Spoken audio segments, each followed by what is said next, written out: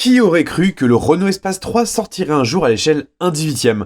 C'est pourtant une réalité avec ce modèle automobile qui vient tout juste de sortir. Autant dire que ce modèle-là, personne ne l'attendait vraiment et pourtant il est enfin là. Comme d'habitude, cette vidéo se déroule en 3 parties. Première partie, découverte en musique de ce grand monospace. Deuxième partie, je retrace un petit peu l'histoire de l'espace. Troisième partie, on décortique cette belle miniature. On commence en musique, go!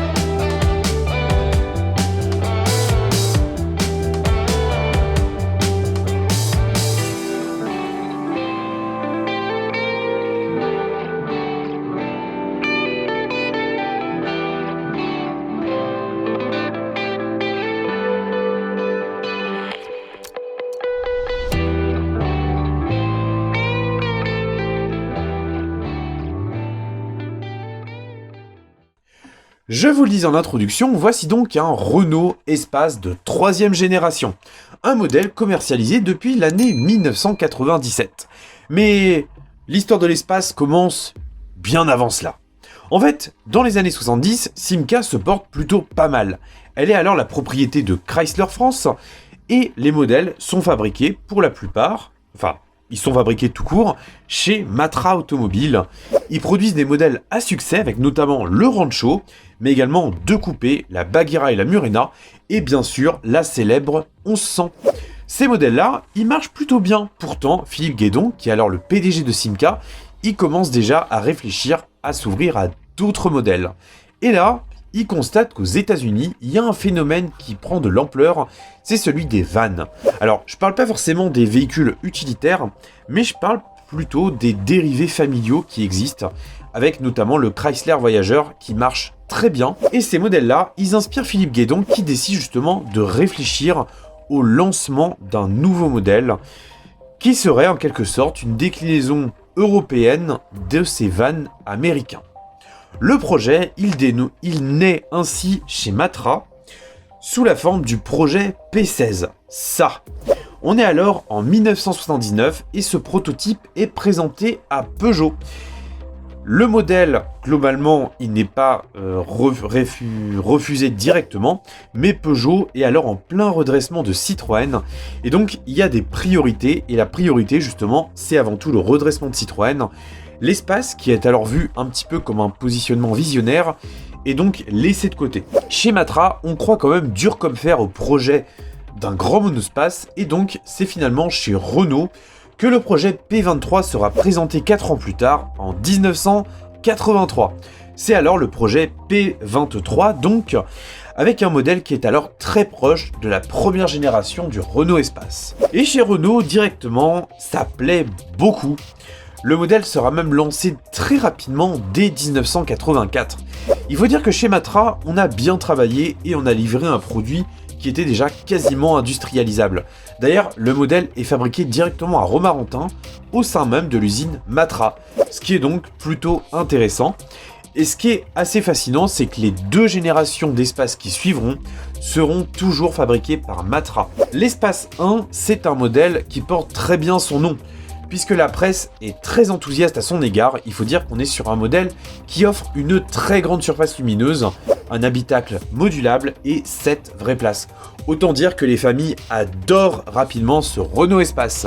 En 91, seconde génération d'Espace, et là encore une fois, on est sur un modèle qui propose, comme son nom l'indique, beaucoup d'espace à son bord. Le modèle est assez dynamique dans sa présentation. Autant la première phase était clairement rectiligne, autant la deuxième phase aborde un design un peu plus consensuel et ça plaît beaucoup. L'Espace 2 accueillera notamment un moteur V6 et en 94, il y aura même l'Espace F1. Ce modèle-là, il est clairement entré dans l'histoire, mais on aura l'occasion d'en reparler dans pas très longtemps.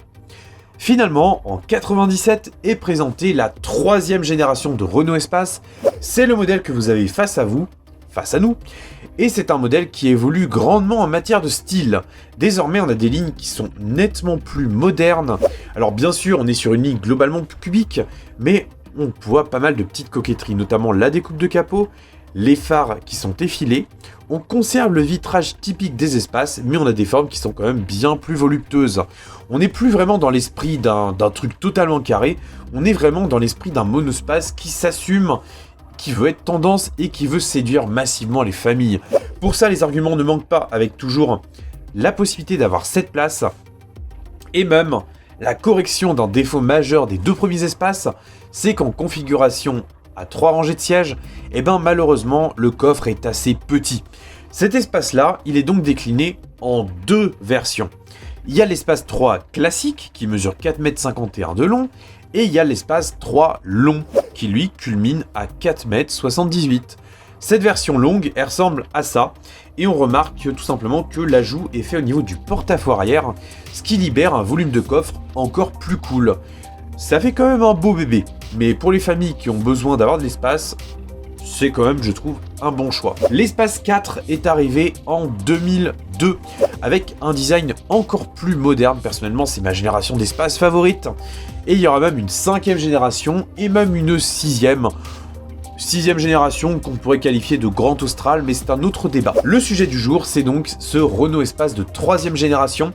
Il faut dire que les Renault Espace à l'échelle 18e, ils sont relativement peu nombreux. Automobile avait déjà fait l'Espace 1 à l'échelle 18e, et ils avaient également fait le Renault Espace 2 dans sa version F1. Autant dire que l'Espace 3 classique, on ne s'y attendait pas vraiment, et franchement, je trouve ça trop cool qu'ils rejoignent la gamme, d'autant plus qu'Auto a choisi comme couleur de présentation ce joli vert qui tend un peu vers le gris et qui le met très bien en valeur, avec également de belles jantes alliages et le moteur V6. Eh bah oui, on ne se refuse rien. Maintenant que je vous ai présenté un petit peu ce modèle, je pense qu'il peut être intéressant de découvrir un petit peu le travail effectué par Automobile. Pour ça, on va s'armer de mon smartphone et on va partir à la découverte de ce gros bébé. Alors, au niveau de la face avant, on retrouve donc des traits typiques des Renault de la fin des années 90, c'est-à-dire dans les grandes lignes, on a des phares qui sont effilés, on a un capot qui plonge un petit peu sur la calandre, le logo qui prend place au-dessus, et on a des protections de carrosserie qui, elles, sont en plastique brut. Vraiment, c'est un design qui est certes maintenant devenu assez classique, mais pour l'époque, c'était quand même résolument moderne. Personnellement, c'est une époque que j'aime beaucoup chez Renault. Alors, au niveau de la finition, Automobile, ils sont habitués à nous faire de belles pièces en résine, ce qui implique bien sûr de ne pas avoir d'ouvrant. Toujours est-il que ce modèle-là, il a clairement son intérêt et il est bien reproduit. Si on se concentre déjà sur les optiques, on remarque qu'elles sont très bien rapportées. On a un design qui est sympa, on a même les lignes verticales qui traversent l'optique. Et globalement, c'est très bien dans le sens où on voit les différentes ampoules et on n'a pas de point de fixation apparent. Les bandeaux de pare-choc sont peints à la main. C'est pas parfait, mais c'est globalement très bien. On a également une calandre qui n'est pas percée très loin, mais le fait que ce soit suffisamment percé, ça donne beaucoup plus de profondeur et de réalisme. C'est très cool. Plaque d'immatriculation, c'est du fait maison, et sachez que vous pouvez également en acheter grâce à cette fiche. Le pare-choc est plutôt pas mal, on perçoit bien sûr la lame avant. D'ailleurs, pour l'anecdote, cette lame avant, il y en a beaucoup qui l'ont mise sur des Peugeot 206 par exemple, ou même des Clio, pour donner un look un peu plus bodybuildé. Les lames d'espace sont très recherchées. Pare-choc avant qui est bien rapporté. Alors là, Automobile, ils ont fait un modèle de 2001, ce qui correspond à une phase 2. Il faut savoir que sur les espaces 3, le restylage de 2001 n'a pas apporté vraiment grand-chose en matière d'esthétique. Il se concentre essentiellement sur les finitions et les moteurs. En matière de style, pour être tout à fait franc avec vous, je n'ai pas vu vraiment de différence. Ce que j'aime bien aussi, c'est qu'Auto a bien reproduit le capot. Et surtout, les essuie-glaces qui, eux, sont d'une grande finesse. Vraiment, c'est pas mal du tout. On perçoit également, et ça c'est le genre de détail que j'adore, c'est qu'on a la vignette d'assurance et qu'on a une vignette au-dessus que je ne connais pas. Si vous la connaissez, je vous invite à me la communiquer en commentaire. Ce que j'aime bien aussi sur l'espace 3, c'est qu'on a en fait un gros enjoliveur qui enveloppe le rétroviseur. Alors, c'est pas forcément la pièce la plus gracieuse, mais personnellement, j'aime bien et je trouve que ça fait une belle ligne. C'est pas quelque chose qu'on verra encore en 2023, qu'on soit bien d'accord, mais moi, j'aime bien. Au niveau des jantes, elles sont plutôt cool également. Alors, la reproduction est globalement soignée, on a les différents cabochons d'écrou. Les jantes, elles ont 15 branches réparties par groupe de 3. Le design est plutôt sympa. Enfin, vraiment, c'est des jantes que j'aime beaucoup chez Renault. On n'était pas sur des grosses jantes à l'époque, mais on était plus sur des jantes avec un design sympa et surtout qui avait sa propre identité. De ce côté-là, on perçoit le catadioptre, mais également la mention V6 24V. Parce que oui, effectivement, c'est un moteur V6 de 24 soupapes qui officie sous le capot de cet espace. Alors, malheureusement, il n'y avait pas que des V6, il y avait également beaucoup de moteurs 4 cylindres, en essence comme en diesel. Au niveau du profil, et bien là encore, Auto a bien travaillé. On retrouve parfaitement la ligne de ce grand monospace. Monospace qui d'ailleurs offre une surface vitrée assez impressionnante. On verrait plus ça de nos jours, mais je trouve que ça a clairement son charme. Une ligne qui, je trouve, est restée quand même assez belle et sur laquelle on retrouve des gimmicks comme précédemment, avec notamment la forme de vitrage qui est très similaire à celle de l'Espace 2, mais qui est en réalité un peu plus importante. Les optiques arrière, alors là, typique de chez Renault de ces époques-là également, on est sur des optiques qui sont à fond noir avec des parties qui sont translucides et rouges. Vraiment, c'est pas spécialement beau, mais ça avait clairement une identité propre. Encore une fois, sur la carrosserie, on retrouve également beaucoup de protection, parce que oui, à l'époque, on se souciait des coups de portière et des gens qui n'en ont rien à foutre des biens d'autrui, et c'était quand même plutôt pas mal d'avoir ça. On a également des catadioptres au niveau de l'entourage de plaques, les logos qui sont également bien rapportés, ligne de dégivrage également, et on a également un essuie-glace arrière. Alors on pourrait penser que l'essuie-glace arrière est posé sur la carrosserie. En fait, oui, c'est le cas, parce qu'en fait cet essuie-glace arrière, il a un support qui permet en fait d'ouvrir simplement la vitre arrière et pas forcément le haillon complet. Donc c'est normal, ce n'est pas un défaut. On a également les barres de toit qui ont été reproduites par Auto. Alors là, elles sont groupées par deux, mais en fait, la barre avant peut coulisser jusqu'en avant pour justement y mettre un coffre de toit. Mais classiquement, pour réduire la consommation, on les regroupe par deux au niveau de l'arrière. Antenne de toit qui est également très fine, vraiment c'est du bon travail. Enfin, voilà ce que je pouvais dire dans les grandes lignes sur l'esthétique de cet espace. Maintenant, concentrons-nous sur le châssis, que j'ai pris à l'envers bien sûr. Bon, il n'y a rien de spécial à en dire, on distingue une jante tôle qui a été schématisée rapidement, on perçoit également la ligne d'échappement, les pneus sont en caoutchouc, on n'a pas de direction bien sûr, le bas moteur on le perçoit assez brièvement, bon clairement c'est pas la plus belle partie de cette miniature là, mais ça reste quand même globalement correct. Maintenant, pénétrons à l'intérieur.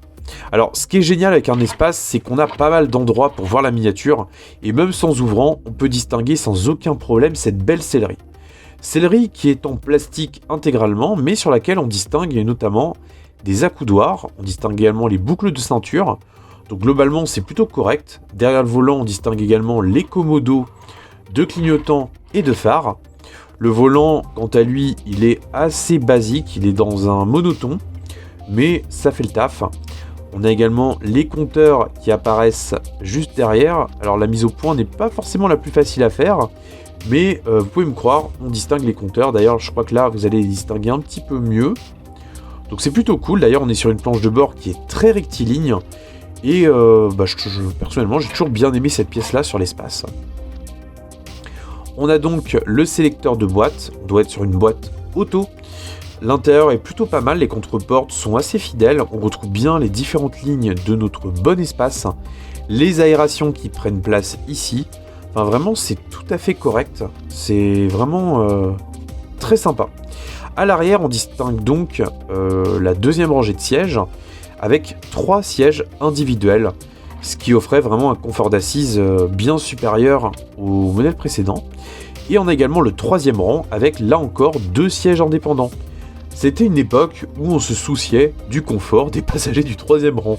Une époque désormais bien révolue. Et si on se met à l'arrière, et ben là on voit qu'on a quand même une belle profondeur avec le 3e rang qu'on distingue au début. Et si on regarde jusqu'à l'avant, et ben là ce coup-ci on peut voir assez clairement les compteurs. et l'affichage, et là on voit qu'on est à 0 km/h. De toute manière, c'est pas étonnant. Mais globalement, voilà, on est sur un bel intérieur. Et comme vous pouvez le voir là, version courte, donc forcément le volume de coffre est assez restreint. Mais par contre, ce qui est cool, c'est que là, on distingue qu'on a quand même les rails qui ont été reproduits par Auto, ce qui fait que ça apporte beaucoup de réalisme. D'ailleurs, autre élément sympa que je perçois que maintenant, mais c'est qu'on a les lignes de dégivrage, et surtout on a le petit logo emblématique, Renault a choisi Elf. Bref, j'adore. Bon, voilà un petit peu dans les grandes lignes ce que je pouvais vous dire sur ce vaillant Renault Espace 3. Vraiment, c'est une miniature sur laquelle j'ai eu un coup de cœur. De toute manière, vous savez que j'ai quand même pas mal d'affection pour les miniatures un peu cheloues. Mais là, je dois reconnaître que cet espace-là, il est super beau. Il tient ses promesses, il est très bien reproduit. Et la finition est clairement à la hauteur. Vraiment, on pourrait parler d'un sans faute, hormis le fait que la miniature est un petit peu lourde et que ça fait galérer mon vieux plateau. Mais dans l'ensemble, voilà, on est clairement sur une pièce qui mérite son intérêt. Modèle qui était d'ailleurs vendu à 69,90 € il y a peu. Alors aujourd'hui, c'est un modèle malheureusement écoulé, mais on peut encore le trouver à des prix acceptables, c'est-à-dire moins de 100 €. Et honnêtement, c'est clairement un modèle qu'il faut avoir dans sa collection, parce que déjà, c'est un modèle ultra atypique, et deuxièmement, franchement, Auto a vraiment assuré, la finition est à la hauteur.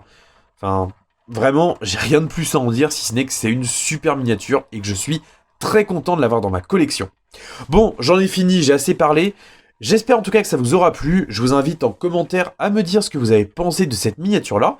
Dites-moi également si vous l'avez dans votre collection, si vous ne l'avez pas, et pourquoi. En vrai, je serais curieux d'échanger de ça avec vous. Moi, je vous retrouve dimanche prochain pour une nouvelle revue de modèle.